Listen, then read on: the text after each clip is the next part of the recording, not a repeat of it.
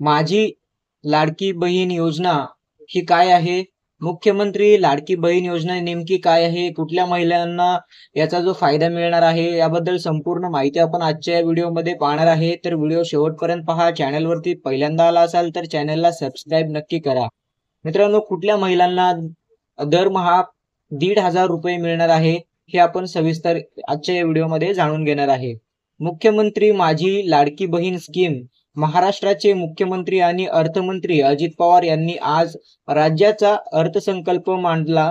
यावेळी त्यांनी मुख्यमंत्री लाडकी बहीण योजनेची घोषणा केली आहे. या योजनेअंतर्गत महिलांना दरमहा 1,500 रुपये मिळतील. राज्याचे अर्थमंत्री अजित पवार यांनी मुख्यमंत्री माझी लाडकी बहीण योजनेची घोषणा केली. या योजनेअंतर्गत 21 ते 60 वयोगटातील महिलांना सरकार दरमहा 1,500 रुपये देणार आहे. महिलांना केंद्रस्थानी ठेवून आपण प्रगतीची वाटचाल सुरू केली.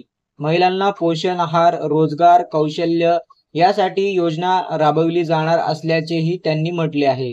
महाराष्ट्रातील महिला आणि मुलींना स्वावलंबी आणि आत्मनिर्भर बनवण्यासाठी महाराष्ट्र शासनाने ही महत्त्वपूर्ण योजना सुरू केली आहे. कोणत्या महिलांना याचा लाभ मिळणार आहे? तर पहा मित्रांनो, आर्थिकदृष्ट्या दुर्बल घटकातील महिलांना दरमहा 1,500 रुपये हे दिले जाणार आहेत व त्यांचे वय हे 21 ते 60 वयोगटातील विवाहित, विधवा, घटस्फोटित, परित्या आणि निराधार महिलांना या योजनेचा लाभ हा मिळणार आहे. त्यानंतर ज्यांचे एकत्रित वार्षिक कौटुंबिक उत्पन्न 2.5 लाख रुपयांपेक्षा कमी आहे अशा महिलांच्या खात्यात दरमहा प्रत्येक महिन्याला 1,500 रुपये हे जमा केले जाणार आहे. योजना कधीपासून लागू होणार आहे? तर महाराष्ट्र सरकारने मुली आणि महिलांसाठी ही योजना सुरू केली आहे.